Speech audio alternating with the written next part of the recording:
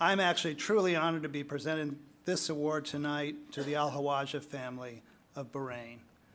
For many Americans, the struggle for democracy in the Middle East began 18 months ago when Tunisians and Egyptians rose up against their autocratic rulers.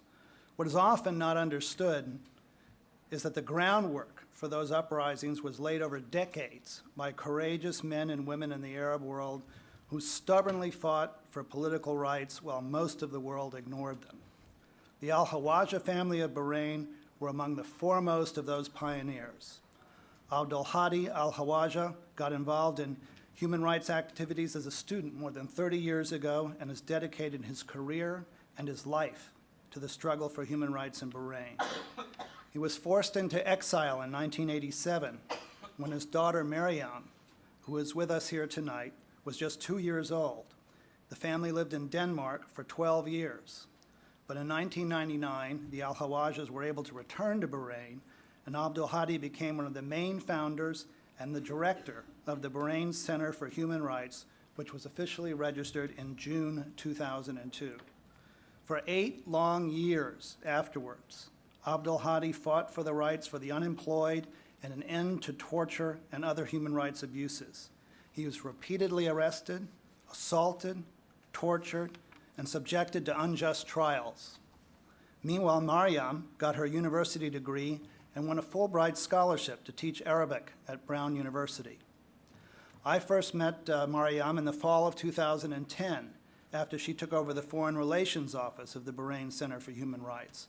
A few weeks earlier, her father and 22 other opposition leaders, clerics, and bloggers had been arrested and charged under anti-terrorism laws with trying to overthrow the government.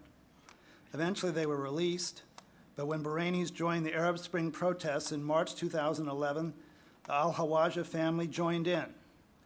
Like most of the demonstrators, they were seeking not violent revolution, but peaceful reform that would transform Bahrain's autocracy, in which a Sunni family rules a population that is mostly Shiite, into a constitutional monarchy. After the Bahraini government moved to shut down the reform movement by force, with the help of troops from Saudi Arabia and other Persian Gulf states, Abdul Hadi was arrested in April 2011. He was subjected to brutal treatment. His jawbone was smashed, his face was fractured.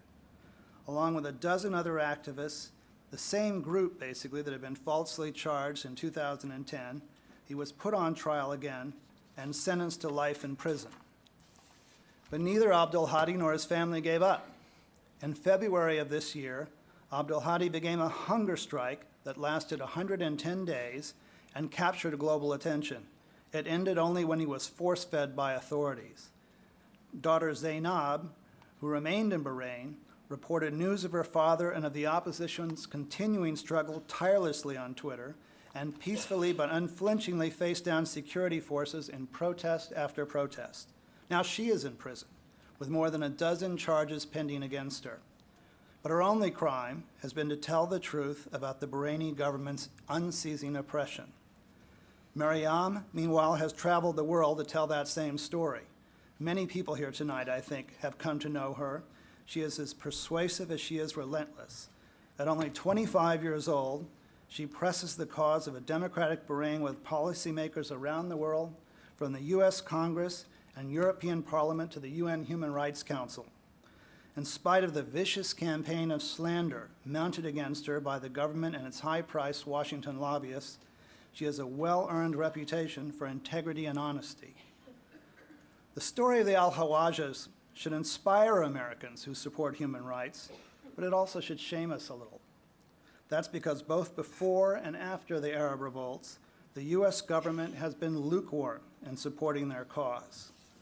Bahrain is an ally of the United States. It hosts the Fifth Fleet. It's part of the front line of Persian Gulf states facing Iran.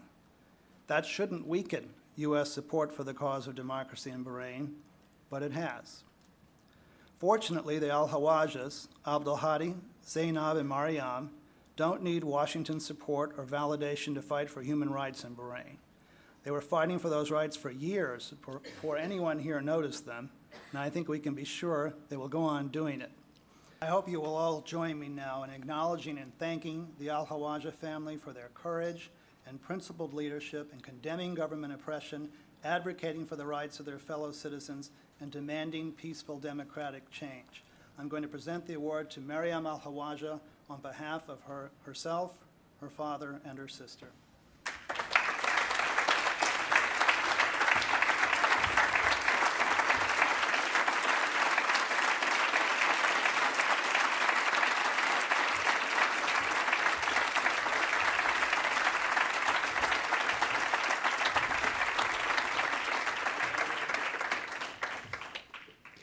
Good evening, ladies and gentlemen.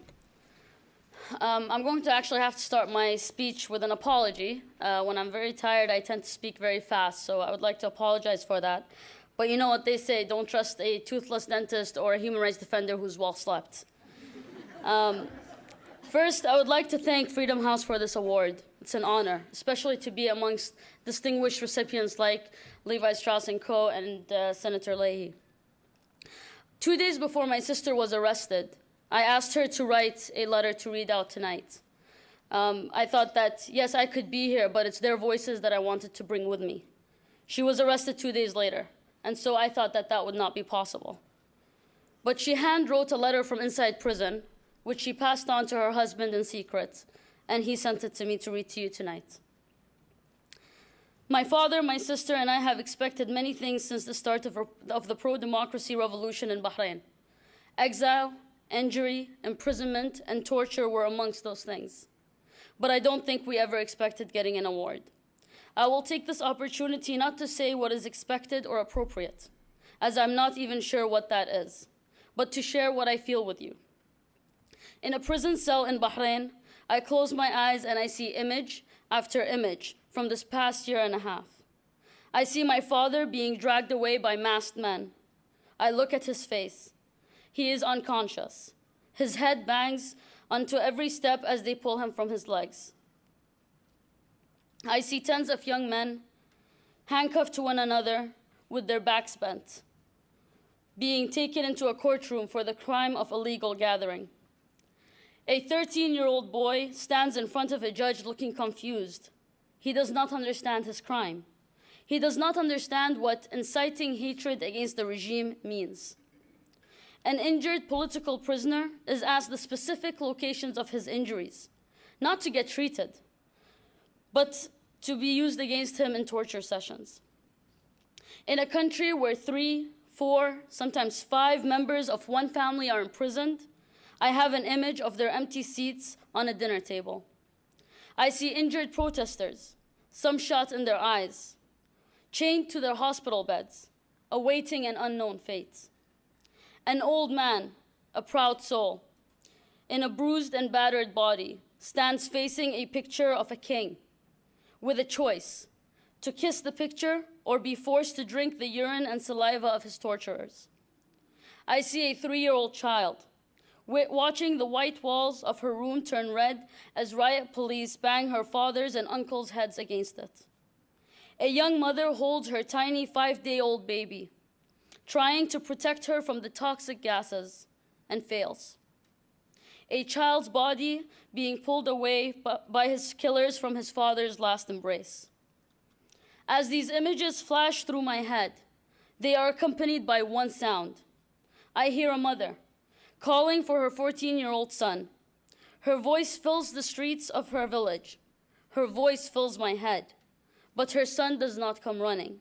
He was shot and killed that morning by riot police. I open my eyes, and I see a crack in the prison wall. We suffer on the path to freedom so that someday we can live without suffering, with our rights and dignity. My father, my sister, and I are honored and truly grateful to receive this award. We receive it in the name of every Bahraini who has suffered for liberty. We receive it in the name of the people of Bahrain who fight for freedom against all odds. Next, I would like to share with you a poem that was written by my father as he was doing his hunger strike and being kept in the Fort Prison Hospital. Outside the Fort Prison Hospital, they had built 2 walls. One was an old wall, which belonged to the fort, and the second they had newly built, which was higher than the first wall and made it impossible to see anything outside the window except that wall. The wall. Bring up the wall. to strengthen the fort, to keep the danger out, to feel secure. Bring up the wall, to frighten the rebels, so we may drown out their screams and ignore their calls. Bring up the wall, to keep the stubborn ones in, to tame their rebellious nature, to silence their voice. Let's bring up the wall and arm the guards. Let's line them on top, just beware of the drop. One problem remains, the crack in the wall. The higher we build, the faster it will fall. Now, these are the two things that I wanted to share with you from my family. And given that I've been traveling a lot talking about the situation in Bahrain, I would also like to share this. President Obama last year spoke about how every revolutionary who takes to the streets asking for freedom and democracy will find a friend in the United States of America. The people of Bahrain do not feel today that the United States is a friend of theirs, but rather they feel that the United States is continuing a friendship and an ally with a country that is actually oppressing their rights. I've been asked on many occasions why I continue to come to the United States and to do meetings at a time when the United States continues to sell arms to Bahrain, at a time when a lot of people are saying, well, the United States is to Bahrain today what Russia is to Syria. And I always answer with this.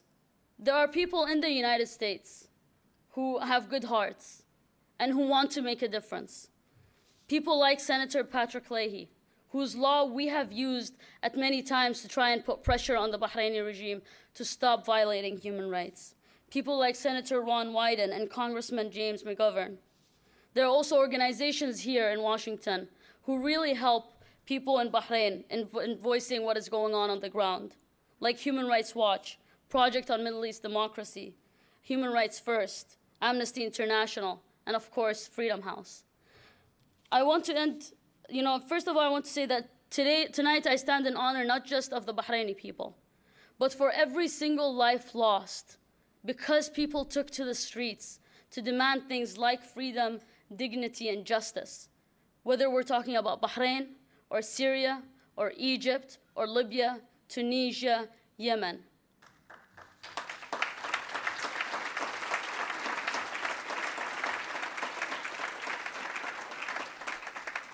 My speeches tend to be very grim, and usually they always sound very depressing. But I would like to end on a positive note. When my family went to visit my father in prison earlier this year, they were very depressed. They felt like there was no hope. Bahrain was an inconvenient revolution. It was inconvenient to the Arabs, it was inconvenient to the West because of its geopolitical and economic interests and its ties to Saudi Arabia. And so my father asked them, well, why are you all so down? What's going on? And they told him, we don't feel like there can actually be a change when we're in this position that we're in today. People continue to be shot on the streets and there's daily protests, but it doesn't feel like things are really going to change. And my father told them, you're mistaken in your attitude, because the initial victory was not whether people were actually going to create those reforms or change those governments. The initial victory was the fact that people actually went out on the streets and demanded those things. And that is something we need to be celebrating today. We need to be celebrating the fact, the courage of these people who, not in absence of fear, because fear does exist because of the way these governments have responded to these protests, but the fact that they choose to ignore their fear and to continue to take to the streets to demand these things. We should stand in honor of these people and continue to rejoice that people have actually reached that kind of victory. And what comes next will only be an addition. Thank you.